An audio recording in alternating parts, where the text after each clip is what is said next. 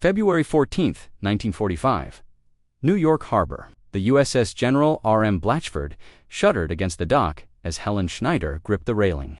7 months pregnant, staring at a skyline untouched by war.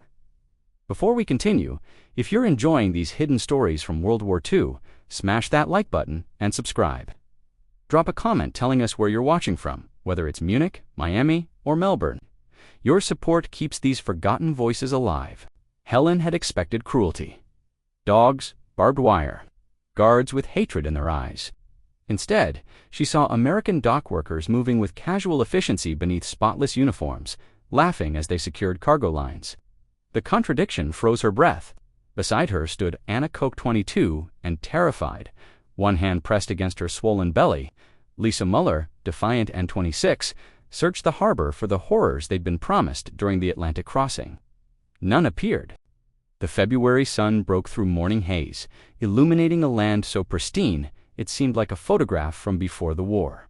No rubble, no smoke, no skeletal buildings leaning against each other like dying men. Just clean streets, intact warehouses, and a city humming with life. The 3 women had been captured near Strasbourg in November 1944 as Wehrmacht lines collapsed across France. They'd worked as auxiliary staff clerks, translators, supply coordinators swept up when American armor punched through.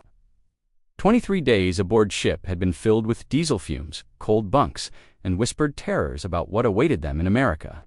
The gangway dropped with a metallic groan dot. Helen stepped onto American soil, expecting brutality. Instead, an army nurse checked her clipboard with the bored efficiency of a bureaucrat. No rage, no triumph, just routine. And in that moment, Helen understood something that would haunt her for decades. They don't need to hate us. They've already won. The rumors aboard ship had been vicious. America starved its prisoners. America worked them to death. America segregated Germans into disease-ridden camps where guards turned blind eyes to violence. But Lisa had heard contradictory whispers that American camps were soft, that prisoners ate better than German civilians, that the Americans were too wealthy to understand real hardship. She'd dismissed those stories as enemy propaganda. Now, standing on the dock, she didn't know which version to believe. The historical reality made the contradiction even sharper. By February 1945, Germany was strangling. Daily rations for German civilians had dropped to 1,200 calories, barely enough to sustain life. Meanwhile, the average American consumed 3,400 calories per day. The United States produced more food in 1944 than all other Allied powers combined. These women had left a Germany where pregnant women fainted in bread lines.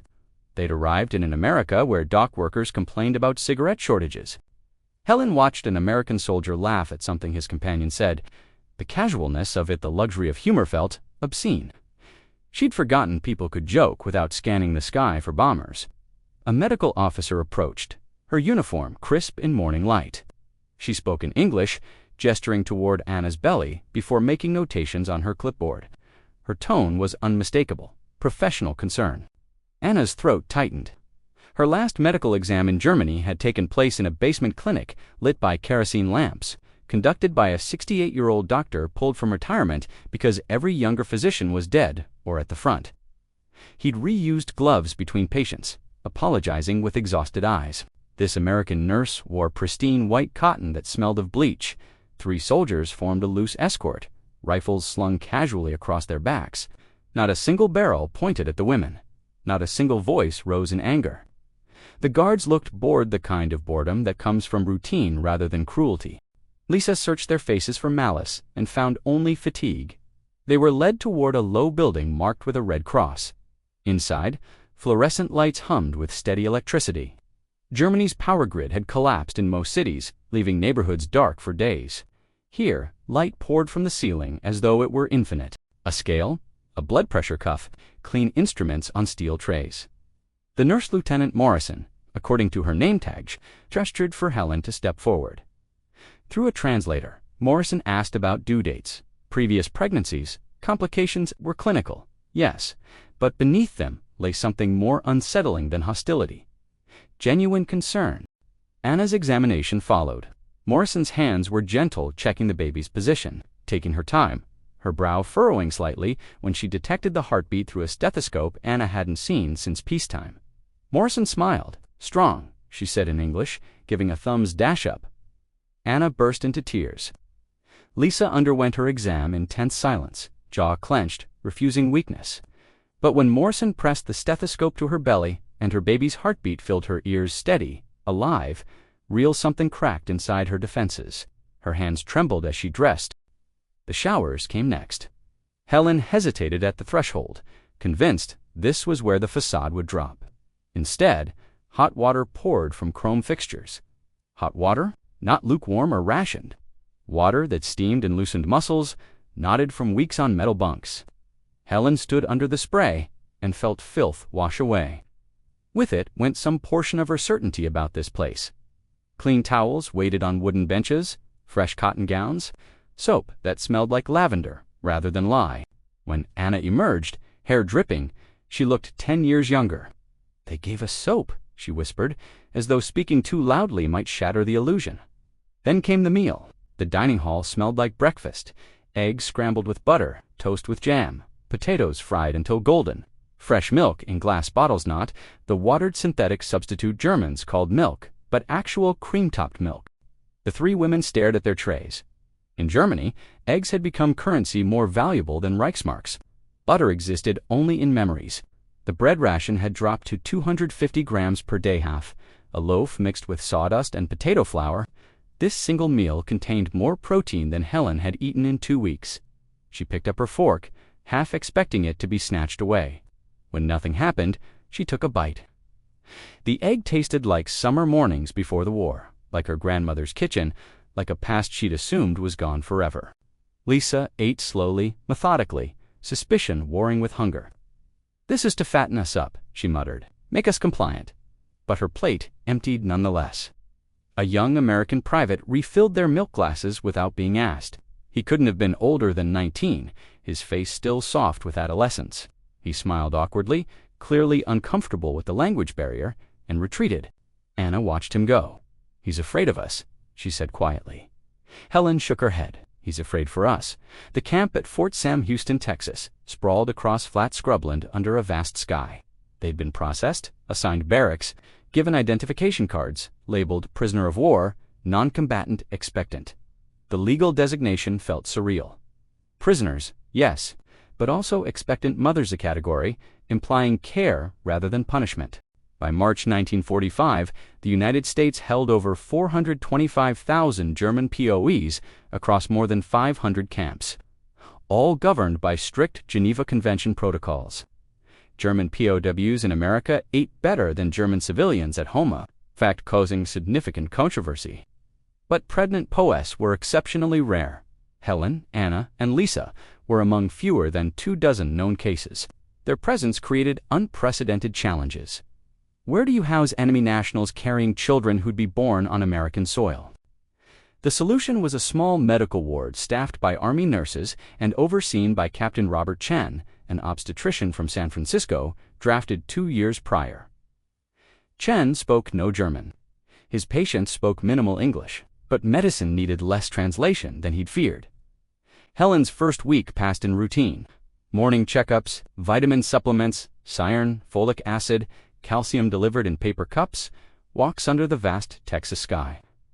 The heat shocked her. Germany in March meant rain and mud. Texas meant dust devils and sun that baked earth hard. She wrote letters home, though she had no idea if they'd arrive. Germany's postal system was collapsing. Her sister's last letter had taken 6 weeks, describing a Berlin Helen no longer recognized. Neighborhoods reduced to rubble, the Reichstag's dome collapsed, children scavenging coal in bomb craters. Helen folded those images away when she walked through camp. Here, buildings stood intact. Supply trucks rolled in daily. Generators hummed without interruption, powering lights that never dimmed. Anna befriended nurse Sarah Kowalski, whose Polish grandparents meant she spoke a few words close enough to German for basic communication. Through gestures and broken phrases, Anna learned Kowalski's brother fought in the Philippines, that Kowalski missed him terribly. That war devoured families on both sides. One afternoon, Kowalski brought Anna a small knitted blanket, pale yellow, soft as clouds. "For the baby," she said simply. Anna held it against her chest and wept. Lisa remained the holdout. She participated in routines, attended checkups, ate meals, but trust never softened her gaze. She calculated guard rotations, memorized patrol patterns, stored information for an escape that had nowhere to go. They were thousands of miles from Germany, surrounded by a nation whose industrial capacity dwarfed anything the Reich had achieved. One evening, Captain Chen pulled Lisa aside after an examination. Through the translator, he asked about her family. Lisa answered curtly, "Dead. Bombed in Hamburg in 1943. Chen nodded slowly. "I'm sorry," he said in English. The translator repeated it. "Ease tut," Mir lied. Lisa stared at him, searching for mockery or pity. She found neither, just exhaustion from a man who'd delivered too many babies into a world at war. April arrived with news filtering through in whispers and radio broadcasts. Allies had crossed the Rhine. Soviet forces encircled Berlin. Hitler's thousand-year Reich was entering its final month. Helen went into labor on April 18th, 3 days after Roosevelt's death. Contractions started just after dawn sharp, insistent, her body signaling the moment had arrived. Nurses helped her to the delivery room. Clean white sheets, sterile instruments, Captain Chen scrubbing in, his movements calm and practiced. The labor lasted 14 hours. Helen had given birth once before, in 1940, when Germany was ascendant. That child Thomas, now 5, lived with Helen's mother, somewhere in shrinking German territory. Helen hadn't seen him in 8 months. This baby would be born in enemy territory, delivered by enemy hands, into a world where Germany's defeat was no longer theoretical. Between contractions, Helen thought about the absurdity. The war defining her adult life was dying in Berlin while she labored in Texas. The two events felt connected, as though history itself was being born through pain. Captain Chen's voice cut through her haze. "Push," she pushed. At 11:47 p.m. on April 18, 1945, Helen Schneider gave birth to a daughter weighing 6 pounds, 2 ounces. The baby's first cry filled the room, a sound so ordinary and miraculous it stopped everyone for a heartbeat. Chen placed the infant on Helen's chest. The baby's skin was warm and slick, her face scrunched in newborn indignation. Helen felt tears streaming down her face, hot and relentless. "She's healthy," Chen said through the translator. "Perfect." Helen looked down at her daughter, born in America to a German prisoner, delivered by a Chinese-American doctor, while the world tore itself apart. And in that moment, Helen understood something that defied every propaganda poster. War created enemies, but birth created only humans. She named her daughter Clara after her own mother. Anna went into labor 6 days later, 8 hours. Nurse Kowalski held her hand through the worst contractions, murmuring encouragement in fractured German Polish that Anna barely understood but clung to desperately. Babia. Boy arrived just after sunrise on May 1st, his wail announcing arrival. Anna held him against her chest and sobbed with relief and grief tangled together. He had his father's nose, she thought. His father, likely dead somewhere in Europe's ruins. She named him Michael. Lisa's labor came last, on May 7th, the day Germany surrendered. News reached the camp via radio. An American voice announced that German forces had signed unconditional surrender documents at Eisenhower's headquarters in Reims. The war in Europe was over. V-Day would be celebrated tomorrow. Lisa heard the broadcast while in early labor, contractions still irregular. She sat on her bed, one hand pressed against her belly, and felt the ground shift. Germany, the nation she'd been taught was invincible, no longer existed in any meaningful sense. She was about to give birth to a child who would never know the country she'd defended. By evening, contractions came hard and fast. She was wheeled into the delivery room as the sun set, painting the Texas sky orange and gold. Captain Chen had delivered dozens of babies during his service, but delivering a German prisoner's child on the day Germany surrendered felt significant in ways he couldn't articulate. He focused on medical reality, cervical dilation, fetal positioning, maternal vitals. Lisa pushed for 3 hours. When the baby finally emerged, girl, small but fierce, Chen placed her on Lisa's chest and watched the woman's face crumble. "The war's over," Lisa whispered in German, tears streaming. "It's over." She held her daughter and wept for her dead family in Hamburg, for the future she'd imagined that would never come, for the relief of survival and the guilt that came with it. She named her daughter Eva, a name meaning life. The 3 women recovered in adjacent beds, Their babies slept in wooden bassinets nearby, wrapped in blankets donated by the American Red Cross. Outside, the camp celebrated V-Day with subdued acknowledgement. Too many American soldiers still fought in the Pacific for unrestrained joy. But the mood had shifted. Guards relaxed. Nurses smiled more openly. The war that brought these women to Texas was finished, leaving the complicated question of what happened next. Captain Chen visited the following morning. Through the translator, he explained, they'd remain in American custody for now. Their children, born on U.S. soil, had complicated legal status still being determined. They'd continue receiving medical care, adequate food, and safe housing. You're still prisoners, Chen said gently, but you're also mothers. We'll treat you as both. It was the most honest thing anyone had said since their capture. Over following weeks, routine emerged. Morning feedings, diaper changes with boiled cotton cloth, checkups monitoring babies' weight and development. The women navigated motherhood in a strange land, supported by nurses trained to see them as enemies, but who couldn't help seeing exhausted new mothers instead. The babies didn't care about national boundaries. They cried when hungry, slept when exhausted, needed their mothers with urgency, transcending politics. One afternoon, in late May, Helen sat outside in shade while Clara dozed against her shoulder. The Texas heat had intensified, dry and relentless, but a breeze occasionally stirred. The young Private Hood refilled their milk that first morning, walked past, and paused. "May I?" he asked, gesturing toward Clara. Helen didn't understand the words, but understood the gesture. She nodded carefully. The private stepped closer, peering down at Clara's sleeping face. "She's beautiful," he said softly. The translator wasn't present, but Helen caught the tone. She offered a small smile. "Dunk." The private nodded and walked away, leaving Helen with the startling realization that he'd looked at her daughter with nothing but gentleness. The war in the Pacific ended in August. Hiroshima, Nagasaki. Japan's surrender. The final chapter closed with atomic fire. By then, Clara was 4 months old. Michael was 3, Eva entering her 3rd. The babies grew chubby on formula and mother's milk, oblivious to history's strange chapter. Helen received her first letter from Germany in September. Her mother had survived. Thomas was alive. Leipzig had been occupied by Soviet forces, but they'd endured.